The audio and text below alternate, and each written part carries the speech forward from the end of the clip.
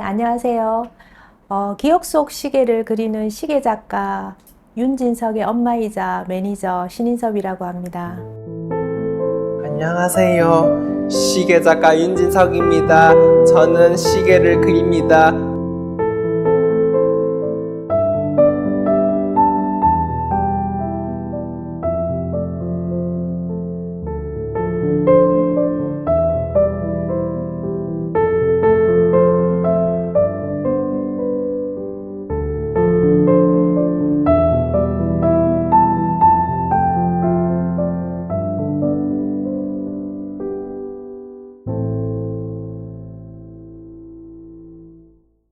사실 진석이가 태어나서 12개월이 지나면서 다른 또래 아이들보다 언어적으로도 신체적으로도 발육이 많이 느렸고 반응이 없어가지고 또래 아이들과 좀 다르다는 생각을 좀 느끼고는 있었어요. 근데 설마 했던 우려가 4살 때 병원을 가게 되면서 자폐 스펙트럼 장애라는 진단을 받게 되었습니다. 그래서 저는 한동안 미래에 대한 불안감에 좀 많이 막막했었거든요. 내가 뭘 잘못했는가? 또 뭘 잘못 먹었었던가? 또 제왕절개를 또 해서인지 제가 임신했을 때 태교를 또 못해서인지 유전이 있었던 건 아닌지 어쨌든 건강하게 낳아주지 못한 그런 죄책감이라든지 자폐 스펙트럼 장애에 대한 명확한 원인이 밝혀지지 않은 것도 답답했었고 또 왜 우리 가족에게 이런 시련을 주시는 건지 앞으로 어떻게 살아가야 될지 한동안 또 저 자신이 좀 작아지면서 온 가족이 우울감에 빠져 있었습니다. 질병은 고칠 수가 있지만 장애는 평생을 안고 살아가야 된다는 생각 때문에 몇 달 동안 무기력하게 지냈었고 그러면 그럴수록 마음이 더 힘들어졌었거든요. 그러다가 자폐에 관한 책들을 읽어보면서 완치는 어렵지만 치료를 해가면서 사회성 기능들을 향상시키고 독립적인 삶을 살아갈 수 있도록 돕는 방법 등을 읽고 나서 그래 마냥 무기력하게 있으면 안 되겠다라는 생각이 들었고 또 병원에서 진석이 또래의 친구들을 보면서 또 양육하시는 부모님들을 또 보면서 조금씩 힘을 얻기 시작을 했습니다. 나만 힘든 게 아니었구나. 또 특수치료를 받고 있는 아이들, 또 열심히 노력하고 있는 부모님들을 보면서 병원과 병원 치료를 오가면서 또 치료 정보도 공유하고 또 진석이의 장애를 또 받아들이고 인정하면서 그 뒤부터는 앞도 뒤도 돌아보지 않고 오롯이 진석이에만 집중하면서 치료에 전념할 수 있었습니다. 시계였어요, 시계. 몇 살 때 시계라고 했던 거? 진석이가 거의 18개월 때 단어를 했거든요. 엄마, 아빠, 시라면서 이제 시계를 가리켜서 이제 시계를 가르쳐 줬더니 그때부터 모든 감정을 시계로 표현을 하는 거예요.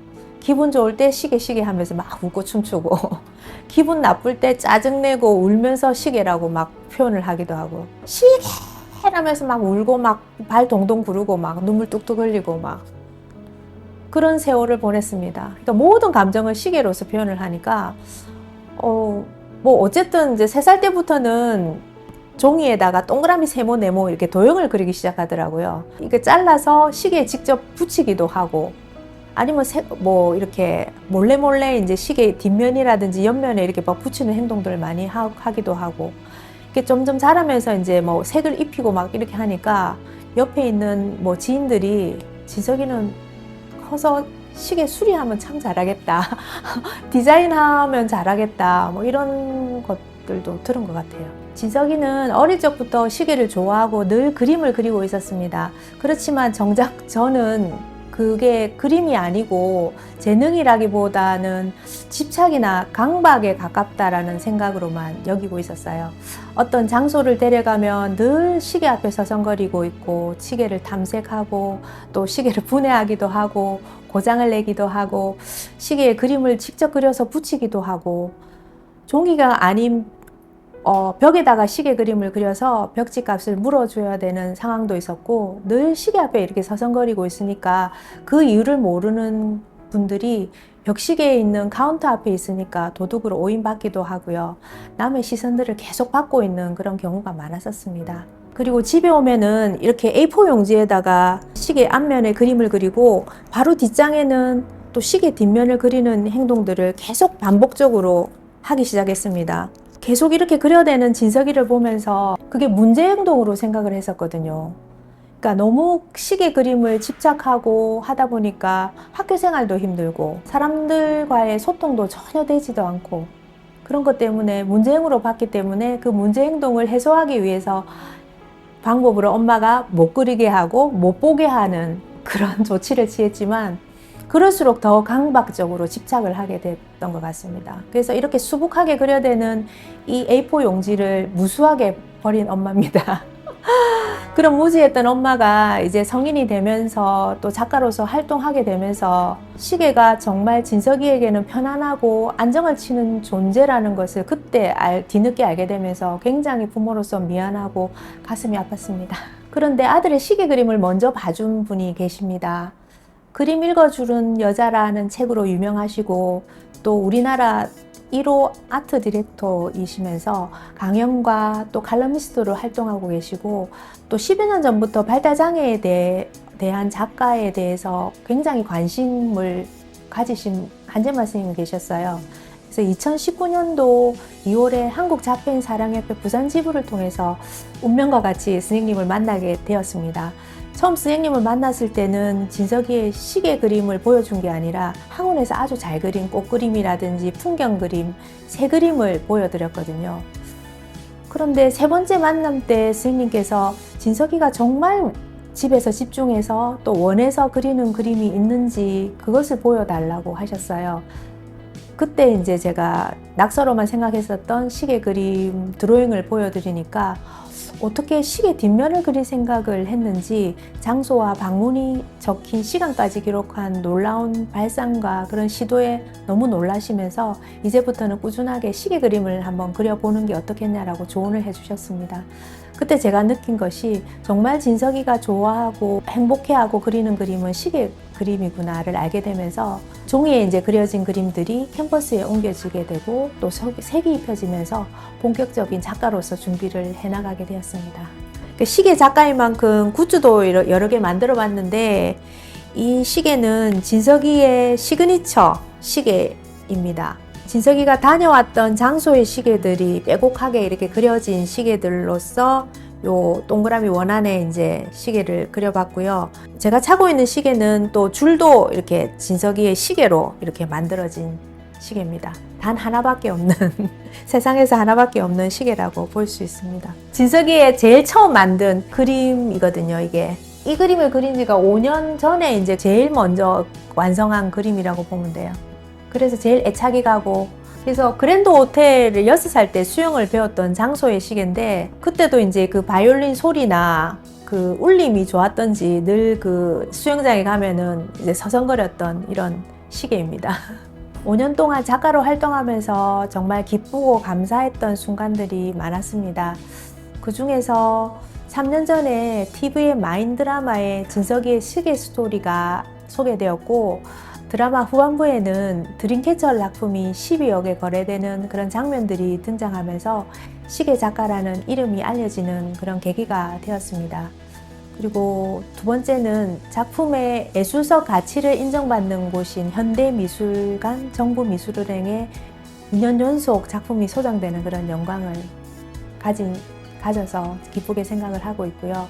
세 번째는 2022년도에 청와대가 처음 개방되면서 그 첫 해 춘추관 전시를 저희 진석이와 같이 이제 활동하는 친구들이 이렇게 초대를 받아가지고 첫 전시를 춘추관에서 전시를 한 적이 있습니다. 그때 이제 시계 작가로서 활동의 폭을 넓혔던 그런 전시가 되어서 한 단계 또 성장할 수 있는 그런 계기가 된 것 같고요. 네 번째는 공모전에서 수상을 많이 했지만 그 중에서 하나금융그룹에서 대상을 받았던 적이 있습니다. 그때 그 작품이 이렇게 하나카드로 출시가 되었거든요. 잠시만요. 이렇게 이 카드 속에 진석이 그림이 이렇게 담겨진 것을 보고 참 신기하기도 하고 아주 가슴 벅찬 그런 순간이었습니다. 2년 전에 저희 이상한 변호사 우영우라는 드라마가 아주 인기 1위에 방영이 됐었잖아요.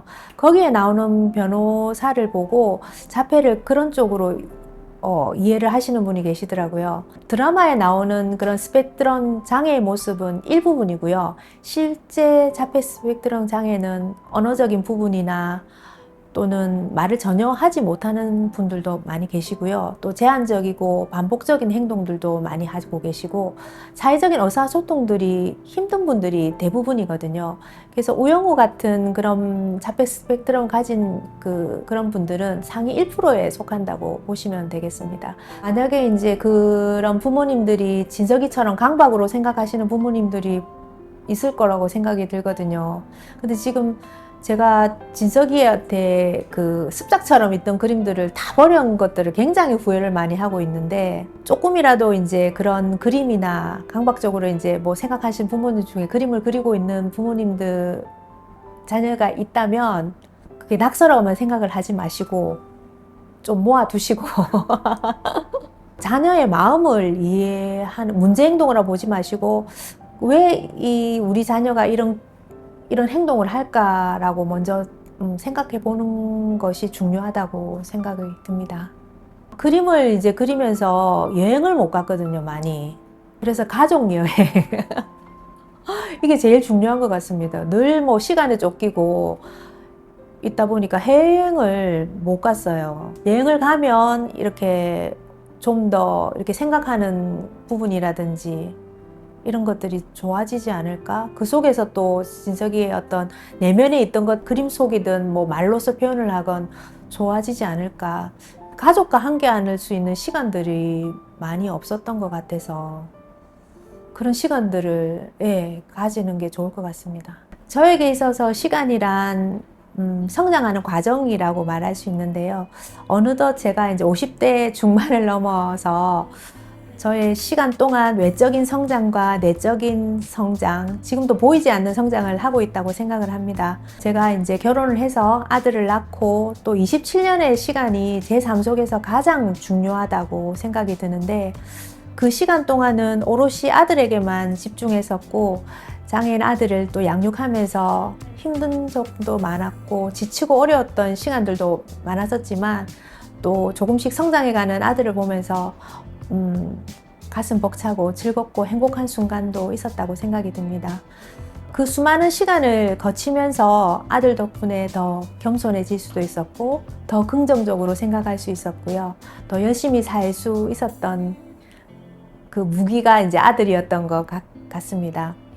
시간은 누구나 똑같이 주어지는데 저는 또 많은 경험을 하고 또 그 속에서 또 느끼고 또 배우는 과정에서 또 기회가 찾아왔고, 그래서 또 열심히 해서 시계 그리는 작가로의 매니저로서 또 성장하지 않았나 싶은 생각이 듭니다. 그래서 나에게 있어서의 시간이랑 성장하는 과정이라고 말할 수 있을 것 같습니다.